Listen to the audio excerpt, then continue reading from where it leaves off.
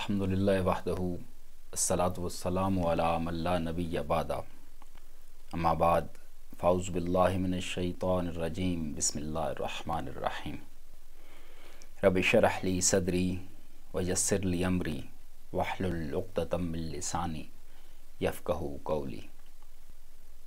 ارشاد باری تعالیٰ ہے الذین یظنون انہم ملاقو ربہم وَأَنَّهُمْ إِلَيْهِ رَاجِعُونَ۔ وہ لوگ ہیں جو جانتے ہیں کہ انہیں اپنے پروردگار کی بارگاہ میں پیش ہونا ہے اور انہیں اسی کی طرف واپس جانا ہے۔ سابقہ آیت کریمہ میں فرمایا گیا کہ صبر و صلات سے مدد حاصل کرو، اور یہ بھاری ہے مگر ان کے لیے نہیں کہ جو خاشعین ہیں، جن کے دلوں میں خشوع ہے، جو اللہ سے ڈرتے ہیں۔ خشوع کیا ہے؟ خاشعین کون ہیں؟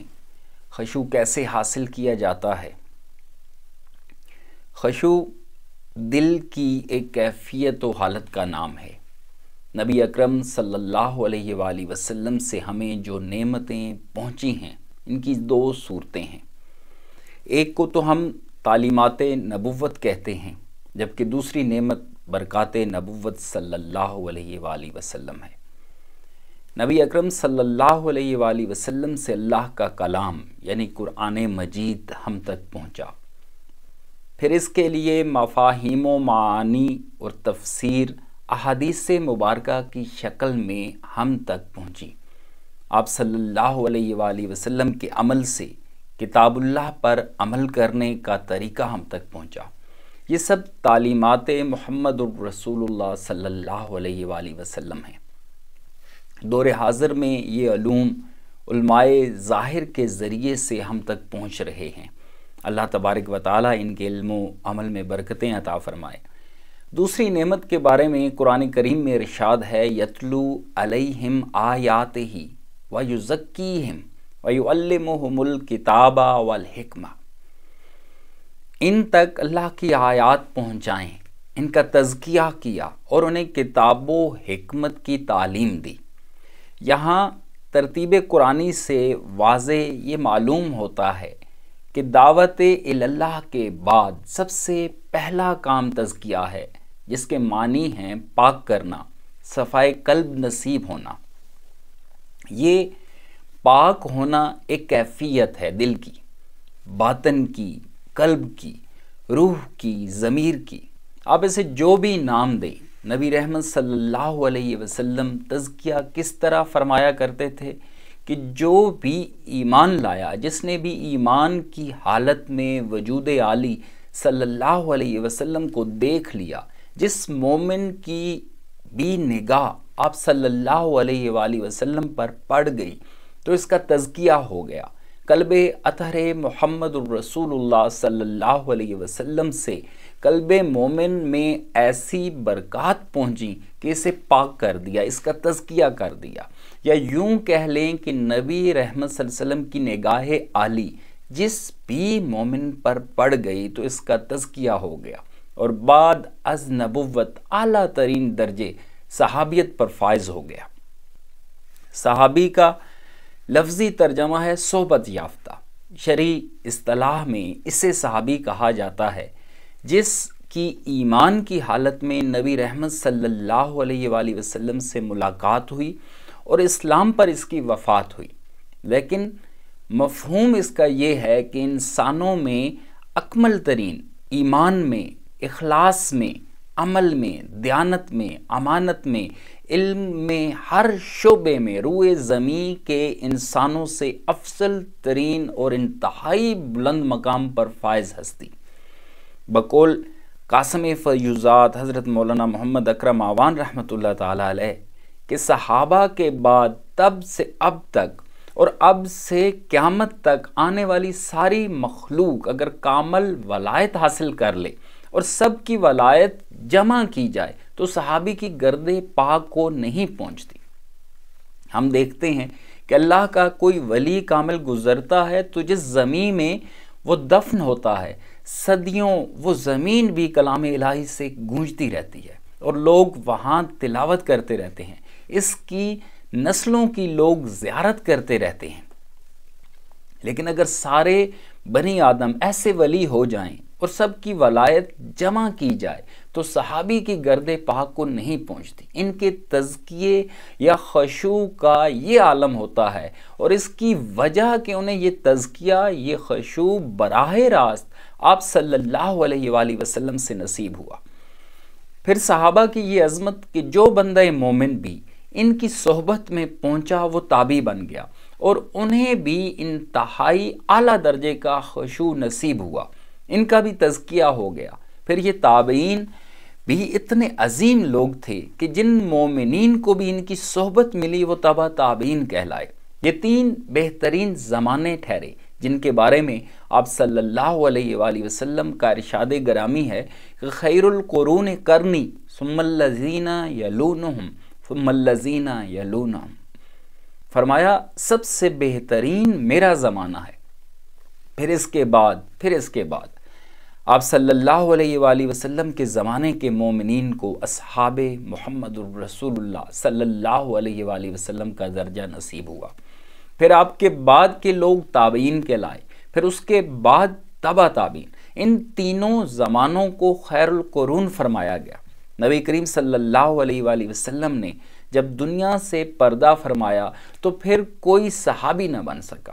اب جو صحابہ اکرام رضوان اللہ تعالی علیہم اجمعین کے در عالی پہ پہنچا وہ تابعی بن گیا۔ جب صحابہ دنیا سے رخصت ہو گئے تو ان کے بعد کوئی تابعی نہیں بن سکا۔ اب جو تابعین کی بارگاہ عالی میں پہنچا وہ تبع تابعین کہلائے۔ اب جب تبع تابعین کا دور ختم ہو گیا تو اب کوئی ایسا نہیں بچا جو چند لمحوں میں کیفیات محمد الرسول اللہ صلی اللہ علیہ وآلہ وسلم کو قلوب میں انڈیل دے اور ہر آنے والے کو کیفیات نصیب ہو جائیں۔ اب اکابر اولیاء کرام نے یہ کیفیات تبع تابعین کی صحبت میں رہ کر مجاہدے اور ذکر و اذکار کے ذریعے سے وصول کی اور آگے طالبین کے قلوب کو ان سے منور کیا۔ یعنی جس طرح برکات محمد الرسول اللہ صلی اللہ علیہ وسلم صحابہ کرام رضوان اللہ تعالی علیہم اجمعین کو نصیب ہوئیں، اسی طرح صحابہ سے تابعین کو اور تابعین سے تبع تابعین کو، اس سے آگے اللہ کے نیک بندوں کو، اہل اللہ کو، اولیاء کرام کو ملی۔ جس طرح حدیث کی روایت ہوتی ہے اسی طرح سلاسل اولیاء کے شجرے ہیں کہ کس نے کس سے برکات وصول کی، کس نے کس سے فیض حاصل کیا، اس نے کس سے برکات وصول کی، اس نے کس سے کی، بالآخر تمام آقا نامدار حضرت محمد صلی اللہ علیہ وسلم کی ذات گرامی تک پہنچتے ہیں۔ قاسم فیوزات حضرت مولانا محمد اکرم آوان اکرم التفاسیر میں فرماتے ہیں کہ یہ جو پیری مریدی کا سلسلہ مسلمانوں میں چل رہا ہے اس کی بنیاد بھی یہی ہے کہ پیر وہ شخص ہے جس نے وہ برکات کسی اللہ کے بندے سے حاصل کی ہوں، برکات محمد الرسول اللہ سے اس کا سینہ منور ہو، اپنے سینے کو روشن کرنے کے لیے اور خشوع قلب حاصل کرنے کے لیے مرید اس کے پاس جائے۔ اب اس کو جو ہم نے بدل دیا ہے کہ پیر کے پاس جاؤ تو مرض ٹھیک ہو جائے گا، پیر کے پاس جاؤ تو ملازمت مل جائے گی، پیر کے پاس جاؤ تو اولاد مل جائے گی، یہ سارے کام تو اللہ کریم کے کرنے کے ہیں اور وہ کر رہا ہے۔ جو پیروں کو نہیں مانتے ان کو بھی صحت سے نواز رکھا ہے، اولاد بھی دے رکھی ہے، مال بھی دے رکھا ہے۔ جو اللہ اور اس کے رسول صلی اللہ علیہ وآلہ وسلم پر ایمان نہیں رکھتے ان کو بھی ساری دنیا کی نعمتیں دے رکھی ہیں۔ یہ جو دنیا میں فاسق، فاجر اور ظالم حکمران ہیں جنہوں نے اللہ کی ایک مخلوق کو تیغ کر دیا، انہیں حکومت کس نے دی؟ ان کا تو کوئی پیر نہیں تھا، ان کو بھی اللہ پاک نے دنیا کی ساری نعمتوں سے نواز رکھا تھا۔ تو یہ تصور خاص کر بر صغیر میں ہم نے ہندوؤں سے لیا۔ ہندو جو امید برہمن سے رکھتا ہے یا اپنے دیوتاؤں سے جو امید اس نے قائم کر رکھی ہوتی ہے وہ ہم نے اپنے پیر سے جوڑ لی۔ یہ کوئی پیری مریدی نہیں ہے کہ عمل کی توفیق نہ ہو۔ نبی کریم صلی اللہ علیہ وآلہ وسلم کی بارگاہ میں عرض کیا گیا کہ یا رسول اللہ صلی اللہ علیہ وسلم جب آپ پردہ فرما جائیں گے تو لوگ کہاں جائیں گے، کس کے پاس جائیں؟ ایک زمانہ تھا، صحابہ تھے، تابعین تھے، تبا تابعین تھے، یہ لوگ چلے گئے تو لوگ اب کس کے پاس جائیں؟ آپ صلی اللہ علیہ وآلہ وسلم نے فرمایا ایسے بندے کے پاس جاؤ جس کے پاس بیٹھنے سے اللہ یاد آ جائے۔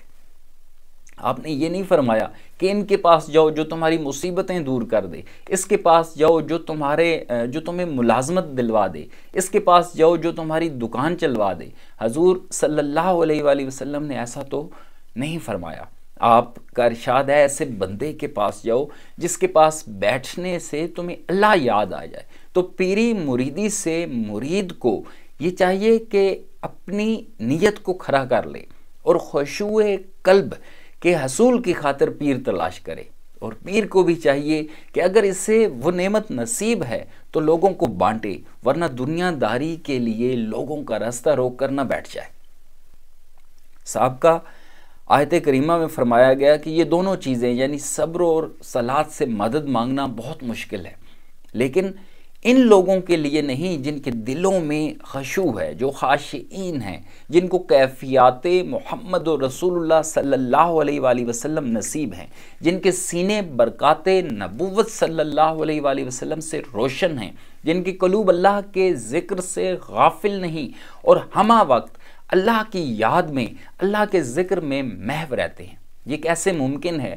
خشوع کیسے حاصل کیا جائے؟ یہ کسی اللہ والے کے در پہ نصیب ہوگا، یہ کسی اولیاء اللہ کی صحبت میں میسر آئے گا، یہ ان سے ملے گا جنہوں نے سینہ بسینہ برکات نبوت صلی اللہ علیہ وآلہ وسلم وصول کی، جنہوں نے محنتیں کی، مجاہدے کیے، خود کو ہمہ وقت اللہ کی یاد میں محو رکھا، اور نہ صرف برکات نبوت صلی اللہ علیہ وآلہ وسلم حاصل کی بلکہ ان کو تقسیم کرنے کی اہلیت بھی جن کے پاس ہے۔